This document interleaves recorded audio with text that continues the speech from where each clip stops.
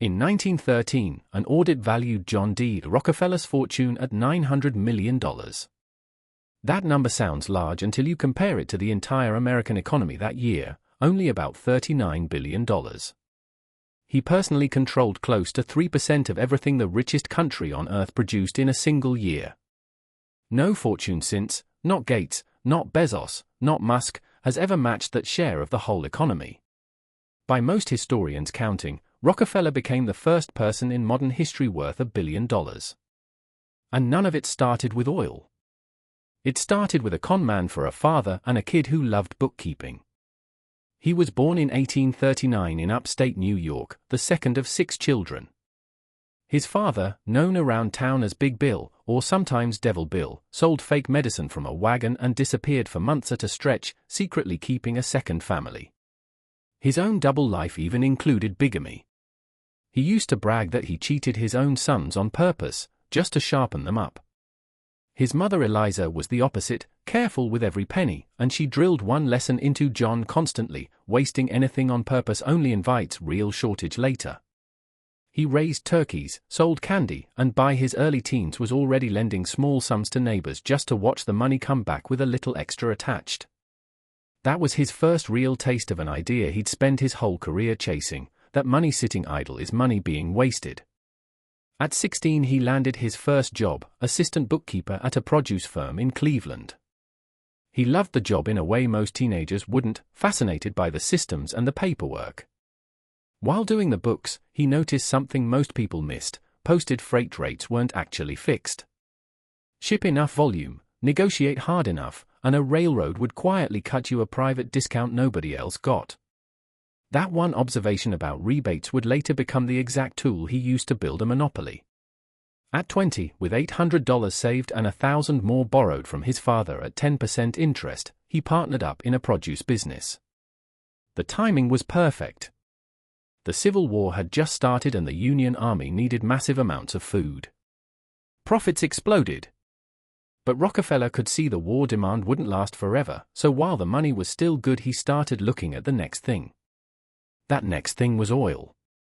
Whale oil for home lighting was getting expensive, and refined crude made into kerosene was a cheap replacement. The Civil War had pushed oil prices so high that Pennsylvania turned into a chaotic gold rush, thousands of speculators drilling with no plan, creeks literally running with wasted crude.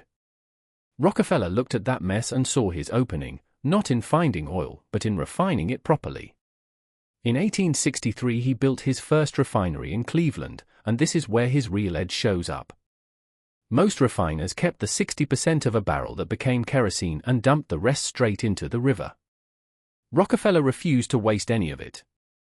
He burned the leftover gas to power his own plant and sold everything else as lubricating oil, candle wax, petroleum jelly, even paving tar, eventually pulling over 300 separate products out of one barrel of crude. While competitors were literally pouring profit into rivers, Rockefeller was selling every drop of it. That single habit is arguably the real foundation of his fortune. In 1865 he bought out his original partners at auction for $72,000 and called it the most important day of his working life. He brought in a chemist, then a partner named Henry Flagler, and by 1868 their refinery was the largest on earth. In January 1870 he folded it all into one company and called it Standard Oil. What came next built both his fortune and his reputation. Railroads tried forming a secret cartel that gave huge shippers like Standard massive rebates, and even paid Standard a kickback whenever a competitor's oil rode the same line, money for shipment Standard didn't even own, just for being the biggest customer. The public found out, boycotts followed, and Pennsylvania killed the deal. But it showed Rockefeller exactly how much power, volume and leverage could buy, and he never forgot it. Then came what historians call the Cleveland Massacre. In under 4 months in 1872, Standard absorbed 22 of its 26 Cleveland competitors. His method was almost surgical. Show a struggling rival his books, prove how much more efficient Standard ran, and offer a fair buyout in cash or stock. Refuse, and he'd undercut you until you went bankrupt, then buy your equipment for pennies at the auction afterward. He didn't see it as destroying the industry, he saw it as cleaning it up. By the end of the 1870s, Standard was refining over 90% of America's oil. His lawyers then solved a strange legal headache. Back then it was nearly impossible to legally run one company across many states, so Standard had splintered into dozens of separate state corporations that were a nightmare to manage. In 1882 they invented something new to fix it, a structure called a trust, essentially one entity holding a controlling stake in every company underneath it. It was the prototype of what we now call a holding company, and at the time almost nobody had seen anything like it. 9 trustees, Rockefeller among them, ended up controlling 41 companies through it. By now the company was staggering in size: 20,000 wells, 4,000 miles of pipeline, over 100,000 employees, and the public despised it. His own reputed line, that competition is a sin, became shorthand for everything people thought was wrong with him. The most damaging blow landed in 1904, when journalist Ida Tarbell published a meticulous investigation into the company's spying, secret rebates, and courtroom maneuvering. It turned public opinion hard against him and helped fuel the antitrust movement that eventually came for the company. In 1911 the Supreme Court ruled Standard Oil an illegal monopoly and ordered it split into 34 separate companies. You'd think that ended his empire. It didn't. He still personally owned over a quarter of the stock, and the pieces ended up worth more apart than they ever were together. Names you still know: Exxon, Mobil, Chevron, Amoco, Conoco, all trace back to that breakup.